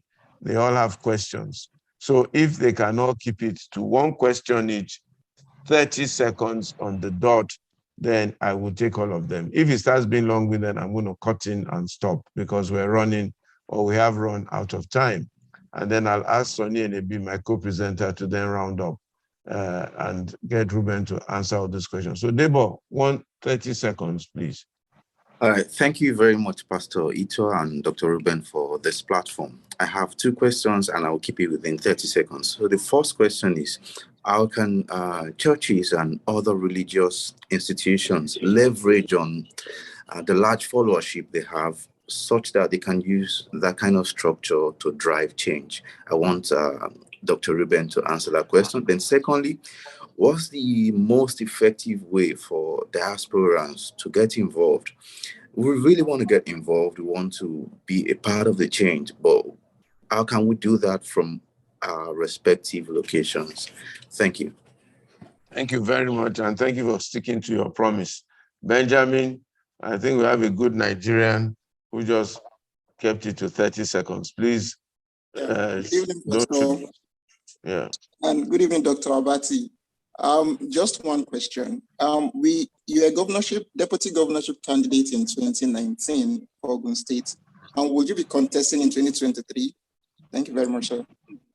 Very, very good question. I had sort of asked that question before. Adedoyin, straight to the point, please. Thank you. Unmute yourself. Straight to the point. You are not available. Kola Ajibade, please. Your question, straight to the point. Thank you, Pastor. Thank you. My question, is there an institution that could investigate public officials when allegations are brought against them outside the court system? Then the other question, how can INEC be made really independent rather than being a seat for proxies? Thank you. Very good questions. Reuben, I hope you are noting them. And then short answers in response. Kola Ajibade, and you have to prove your pastorhood by answering the question on the churches, Reuben. Kola Ajibade, please go ahead. Good evening. Good evening, go ahead. Go ahead, Kola. Kola, my pilot. Next person. Okay, Ireti, my sis. Please unmute yourself. Okay, Kola is ready now. Mine isn't a question. So because it's not going to be to 30 seconds, I think I will pass. Because, sorry, I'm in hospital. Oh, no. That's why I'm not showing the video. Okay. I have been in the trenches for a while. And I have watched the enthusiasm of the voters from 2023 decline to almost zero in 2018. And that's because their input doesn't matter. Now, what I wanted to say is that I have a dream, which I know is possible, where every party member can be involved in the selection of candidates, from ward councillor to presidential. So at the end of the day, all these things are possible. What matters is how do you get the parties to agree and allow for the party members to be the deciding factor and not the party leaders. Because that is where the problem lies. If I have been selecting you, let's say Itwa, you come with several other, excuse me, please, several other people, and you speak to us, we narrow you down to 2-3 candidates. It is very unlikely that I will now want your money. It's also more likely that I, the party member, will work for you to be elected because you are the person I chose. All right, very good question, a very good comment. Reuben will speak to it. I'm sorry you're in hospital. My prayer is that God will give you divine, immediate, and total healing in the name of Jesus Christ. I will call you at some stage. I have been so quiet all this time now. Yes. Next question. No, okay, no problem. Caller, are you ready now? Yes, good evening, yes. Now, when we're honest with ourselves, Nigeria, we're dependent on oil. It's a consumer-based economy. You know, we're not producing it. So a country like Singapore, Dubai should be our role model. What I was talking about, businessmen are not, intellectual, not that you can't read and write. So to the people with background of strong institution manage our resources, because the dollar fluctuates on a daily basis and we're dependent on external for everything. We don't even, refineries are not functioning. That's why like I'm like a little, I like someone like Oju that can, because the man has business acumen. Man, it's a matter of, building an oasis out of a desert. That's what I remember when Yemi Oshibodi was talking in Saudi Arabia. Saudi Arabia is already looking for past oil. We're not. We're just getting ready to hand over the country to Dangote and his refinery. I mean, and then the second thing is that, are we truly going to have free and fair elections? Because all these people just coming out now, it seems as if they just planning another to intimidate us. Thank you very much. Thank you, Kola or Dapo. As I know you asked, thank you very much. Bimbo Ashiru, please. Yeah. Good evening, Pastor and my brother Reuben. Mine is more of a comment than question. I think we need to start facing the realities of life in Nigeria. The point is that the poverty level in Nigeria is so much that just before the election, or a few days before the election, or during the election, people start sharing 1,000 naira, and they will now vote for the wrong people. Another thing is that we must start determining who is going to go to the National Assembly and the State Assembly. See, by the time we start telling people that, look, you cannot go, you must be accountable, because these guys will come in, they will campaign, you will let them go there, they get there, they're doing something else. I mean, look at what has happened about just sending something to the president, sending it back to them, and they are cowards. They cannot face the realities of life. So I'm a victim, so I understand what it is. I mean, you see light, they will tell you this is it, and before you wake up, it's another figure entirely. So the point is this: we must start telling ourselves the truth. Like Pastor was asking for the list. Even if we get the list, the people in the National Assembly, they've passed the bill that for you to contest as a governor or as this or that, you must have so much money. So what is going to happen if you spend 5 billion naira to become a governor? Then you have to recoup that money first. So who are the people that will suffer? The state people. I mean, and so we have to look at how these things will work. We must start identifying people and start funding them. And when we fund them, it shouldn't be with caveat. We must fund them that we know that they're going there to go and change Nigeria for good, or state for the good. So I think that is what we should look at. But the issue of we should stop deceiving ourselves. The problem in Nigeria is poverty. Until we solve that problem, we will continue to have the same issue. I mean, I rest my case. Thank you very much, Bimbo. Thank you. Uncle Ephraim? Yes, a quick one. Reuben may not like the question, but I've heard and through the grapevine that your former boss is trying to run for 2023 and joining the present government, leaving the party that gave him the platform right from when he was a lecturer. I want him to confirm that. And the second one is, what happens to people like Osibajo, the vice president, Atiku, Akinwumi, is it Akinwumi or something? The one in African Development Bank. What happens to Ike Dioha?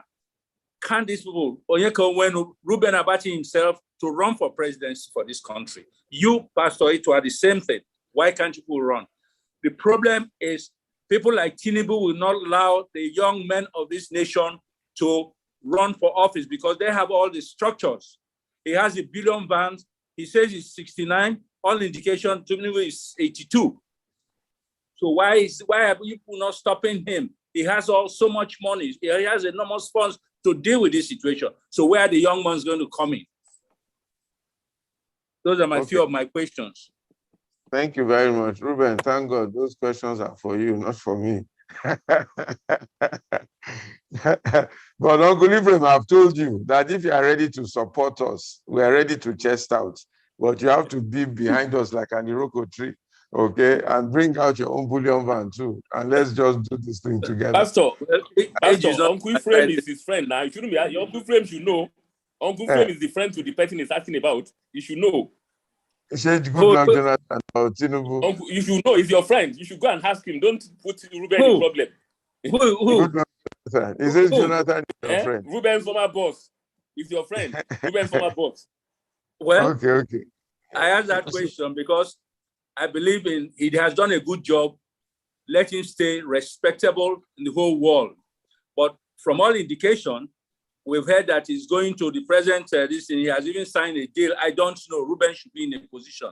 I come from Bayelsa, and it would be a disgrace for us if he's trying to do that and leaving the party that gave him the platform to be where he is or to be who he is today. Reuben should answer that question because it's very close to him. Thank you. Sonny, do you have anything to say to close? But Reuben, I think Reuben should go, but just one thing to add to all of this mix, Reuben, before you take it. What's your position on restructuring in Nigeria? That question did not come up for you, so if you can just give us your view on that. Thank you, Pastor. I'm okay. Yeah. All right. So, Reuben, please take all those questions. I'm afraid I'm not going to be able to take any more questions for today. We've really run out of time. Apologies to everyone who have raised their hands. We will take them maybe next week when we're going to be having Atido Peterside. Atido Peterside is going to be on the platform next week, and everybody knows what Atido stands for. So I'd like to invite everybody until every Nigerian is on this platform so that we can really rub minds together. I have told Atido Peterside to run for presidency. I have told him that myself. We're all ready. Uncle Ephraim, just come and give us support. And let me have your list also. I think you have a list of people. I agree with Uncle Ephraim on that one. On Atido, okay. Maybe when he comes next week, we will all tell him we want him to run. So, but I want your list, Uncle Ephraim. Reuben, please close the meeting.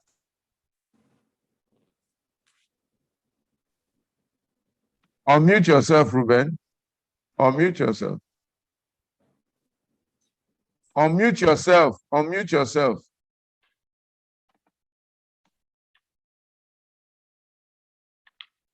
Reuben, you are muted. You are muted. Tell your operator. Very good. It was. I was muted by the host, and I got a signal saying I should mute myself just now, and I did that. Now, quickly, to start with restructuring, since we don't have more time, I think there is a national, if you like, universal consensus that this country is not working as it is. There are too many groups who are unhappy with the arrangement from independence, even before independence, up to today. But unfortunately, restructuring means different things to many people. So what do? I think we should again provide an opportunity for people to have a conversation around the issue. People are saying, let's go back to 1960 Constitution. There are people saying, oh, let's go back to 1963 Constitution. There are people saying we need census. We even want to know who is inside this Nigeria. I think the biggest threat to the idea of restructuring is the government of the day saying, conversation is not allowed. And I have made this point again and again. Allow the people to talk. It's about their destiny. And maybe in the process of talking, we can reach certain accommodation. We can reach certain agreements. And there are people who are even saying the 1999 Constitution, Decree 43 of, is it 1998 or 1999, is not, reflective of the aspirations of the people, of that spirit of we, the people. So, Sonia, I agree with you, restructuring, but we have to listen to the people first. Some people thinking that they have the monopoly of intelligence or the monopoly of ideas, and is either their way or the highway or nothing else. That's part of the problem we have in this country. Because the big objective should be the creation of an open society. There's even an NGO, an international NGO, that is called an open society. Is Nigeria an open society? That's the question all of us can think about. Now, Mr. Faloi, good to see you, sir. Very long time. Well, you talked about President Jonathan, whether he's running or not. I think that there's some clarity in that regard. Ikechukwu Eze, the current spokesperson for President Jonathan, already issued a statement to say that, look, at no time has President Jonathan declared any aspiration to return to office. And I think that should more or less settle it. But what is clear, of course, is that there are people putting pressures on him. And it's not surprising that that has been analyzed up and down about whether some people are trying to use him to pursue their own interests or whether or not he himself is interested. But I keep telling people, look, the presidency of Nigeria is not something that an individual will say, oh, they came to me, they came and pushed me, it's people forcing me. Anybody who wants to be president of Nigeria should have the confidence to say so. And then the people would, assess that person. I think Nigeria must be one of the very few countries in the world where we speculate, where even the man who wants to be president is not sure, where presidents emerge because they are special purpose vehicles. So I think in the case of President Jonathan, he has issued a statement, and you know that he's a very humble man who does not tell lies, and is not likely to deceive anybody with regard to what he wants to do. But even if he then decides, if anything changes tomorrow, because 24 hours is a lot in Nigerian politics, it will be within the province of his own fundamental human rights to say that, well, maybe I should give it another try, since I'm entitled to another term in office. After all, in Ghana, President John D. Mahama came back and he tried to run again, but it didn't work out. But will President Jonathan jump into the arena? My honest answer is that, candidly, I don't know. I'm also relying on what he has said in the public domain. And you can perhaps just assume that if he's going to run again, I should by now probably know, given the fact that we're just a few months from all that process. Now you're asking what happens to Akumi Additional, Nika, Winu, and all of those people, other quality people that you mentioned. Yes, we are all, Nigerians. Once we meet the requirements under Section 131 of the 1999 Constitution, we can also say we want to run for president. But at the end of the day, it's about, the Nigerian people. I keep saying, nobody should think that they have a sense of entitlement. I hear a lot of people sounding like they are entitled to be president of Nigeria. There should be no such thing. And we should not encourage it. Who are these people who think that is their birthright? Just because, they've been this and that in Nigerian politics. No. The Nigerian people should be the ones to decide, and they should be able to decide on the basis of their own assessment. And they have the right under the law to also make mistakes. If they appoint a bad president, of course, they can appoint another one recently. With Bimbo Ashiru, yes, I agree with Bimbo, the points he has made. Yes, he has been part of the process, and he has been supportive of these same politicians, professional politicians that we are complaining about. Okay, but I don't want to put him on the spot. Kola Dapo talking about Dubai. Dubai as a good example. Well, there are books on it. Dubai is just about leadership. There's one famous book, I don't immediately remember the title, but written by, is it Atom or what's his name? The leader of Dubai, who just talked about his vision for Dubai. So you have a leader having a vision, transforming an oil enclave into an international destination. Can we also do that in Nigeria? And if you have to do that, we have to worry about values. We have to worry about education. We have to worry about institutions. We have to worry about security.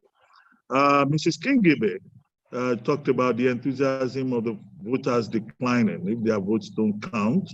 Well, look at Anambra, the recent election in Anambra.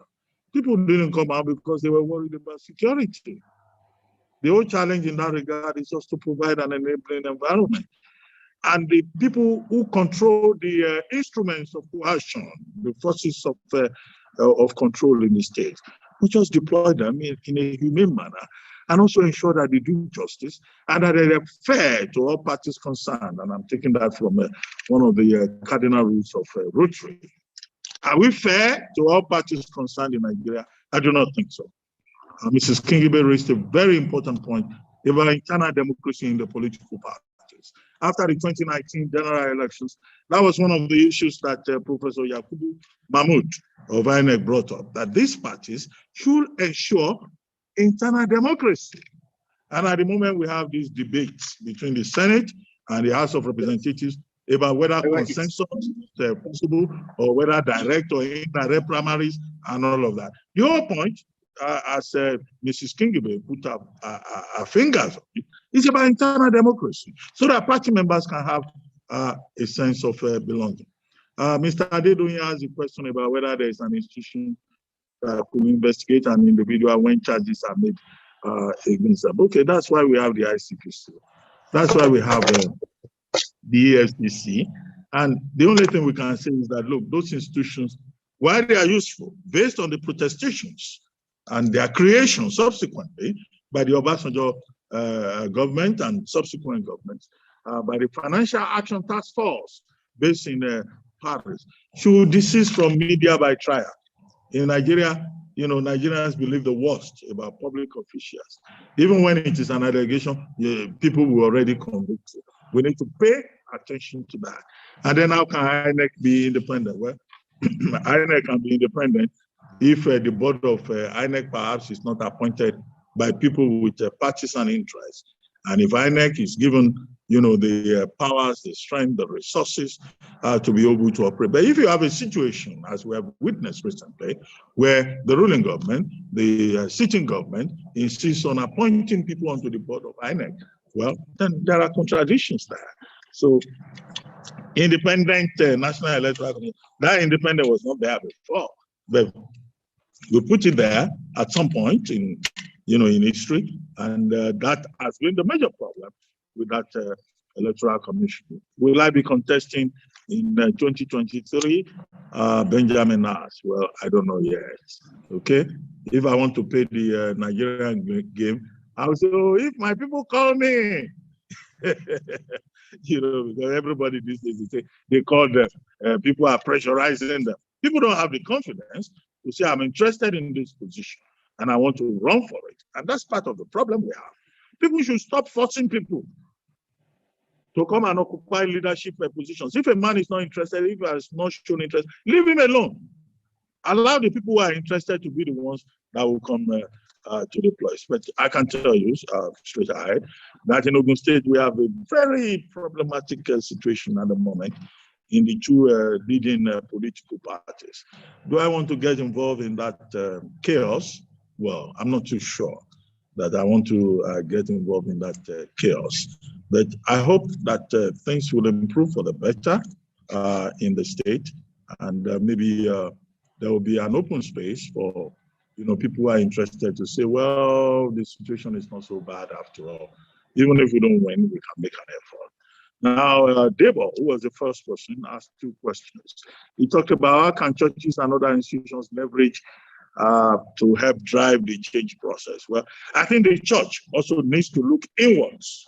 And this is not an attack on Pastor Itwai. No, we have a difficult situation in the Church of Nigeria at the moment, with many pastors standing the doctrine on its head and creating problems and abusing the pulpit. I think that's the expression. They're abusing the pulpit. And I would like to see a situation where pastors call themselves out, whether the issue is COVID-19 or the criteria for going to hell or heaven. In the last few weeks, where somebody has been giving us anxiety, they call her Mommy Gio, about whether you will go to hell or heaven. These days, when I say hello to people, I check myself, because Mommy Gio says in the Bible, if you say hello, you are going to hell. So can the Church of Nigeria and the organizations, can they come together? Is there a forum for making sure that the church does not become part of the problem of Nigeria? That was how one pastor said the other day, that COVID vaccination has something to do with the 5G technology and all of that. No, pastors must know that they occupy a position of responsibility in this country, and that the pulpit can also be abused, and that they have no right to abuse the pulpit. The second point with regard to the churches is that buyers beware. People go to church, they turn pastors into mini gods. Daddy Gio, Mommy Gio, Daddy. People no longer know who their parents are. And people who are otherwise educated, and that's where Mrs. I think Kofo is right, raising the question about education. You see educated people, they go and sit in front of one pastor whose histrionics is more important than his understanding of the doctrine. And they will see them there like lapdogs. That's unacceptable. The caveat is that, yes, we have different kinds of human beings, but people also should beware the kind of material that they buy. Then people also raised the point about the most effective way for diasporans to get involved. Well, I think people in diaspora are not doing badly in terms of constituting themselves into an advocacy group. There is the Nigerian in Diaspora organization, NIDO. I think that is a very strong organization. They have their own internal politics. Like everything in Nigeria, they will be quarreling among themselves. But in terms of helping to remind the government at home that Nigeria is part of a global community that is governed by a rules-based system. There are rules of engagement. People cannot say because it's our country and they hide other sovereignty to misbehave within the international community. I think NIDO is doing an excellent job in that regard. And all the Nigerians in the diaspora who go out to push the issues, I think that they're doing very well in that regard. But the other thing, of course, the point that was raised about getting involved, I think it was Olumide that made that point. Today, on Arise TV, we had a guest, Dr. Philip Idewo. Dr. Philip Idewo is the head of the APC in UK. And I asked him, you are sitting in the UK, you declared interest in the presidency of Nigeria in September. You are still sitting there. You are not here to mobilize people. And the people in diaspora, they don't have voting rights under the proposed Electoral Act amendment bill. So are you going to do this thing by Zoom or by DHL? You say you want to be president of Nigeria, you are sitting somewhere in, is it Essex or Sussex that they mentioned? Okay, yeah, but I don't remember the details of his answer again. But if you want to get involved, right, get into the kitchen, get into the arena, because the diaspora, as you have seen in the case of Ethiopia and also in the case of India, can play, very significant beyond symbolism roles, in the making of a nation. Thank you. And then Pastor Itwa, you asked me, who am I going to vote for? I don't know yet. But you can be sure I'll be PVC, and I'll be part of that process. And who will I recommend? Well, let's wait for the parties to take a decision, organize their conventions, and then we have a shortlist. And then we will deal with that shortlist. Because at the end of the day, my opinion does not matter in this regard. It's about the primaries, and it's the primaries that will throw people off. If I were to be Nigerian president, what would I do? Well, I'll provide good leadership with strong commitment on the common good. Because by the time I become Nigerian president, what exactly will I be looking for? Okay, so I wouldn't be looking for anything personal. So my commitment will be to the Nigerian president and the common good. Thank you very, very much, Dr. Abati. This is Sonny. I'm not sure. I think Pastor had to take an early leave for another program. Yeah. But I think you have been able to answer most of the things that were thrown at you and the issues that were raised. The topic for discussion today was the political evolution of Nigeria. How did we get to where we are today? And what is the way forward? I think the really important thing is looking at the way forward, which from the platform, I saw that a lot of the people that were making comments, their interest was in really finding out the way forward. How do we move forward from where we are? And I think some answers have been provided. What we are doing on this platform is trying to collate. And Pastor has promised that in due time, we'll be making public, all the interviews that we've had and what the various people have said.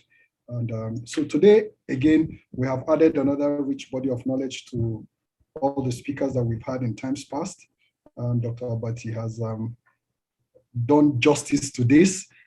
Doctor, you can see that it's not easy to be on the other side of the fence when you are the one answering the question. We watch you every morning on Arise and how you bombard your guests with questions.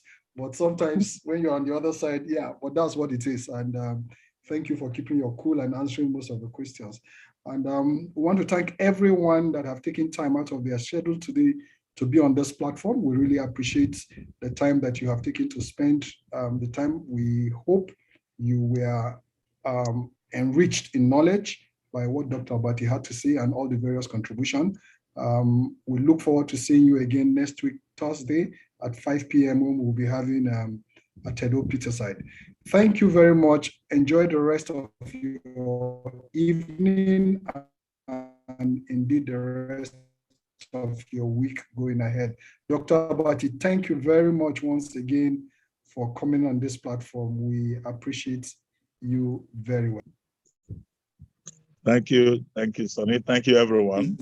I had great fun. I enjoyed myself. Thank you very much indeed. Thank you. Thank you. Appreciate it. Thank you.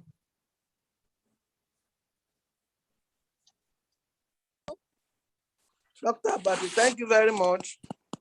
Thank you. Thank you. Pleasure having you on the program. Thank you. Thank you. Somebody is calling me Pastor Abati.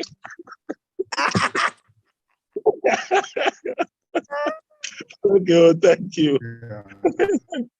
Thank It's you. good to see you outside Arise News in the mornings. Very good. Thank you. Thank you, Bishop Abati. Thank you. I got promoted. Thank you, everyone. Yes, have a great day. Bye-bye, Reuben. Thank you very much. Well Wow, done. that's your Bola. Bola. Yeah. Where have you been?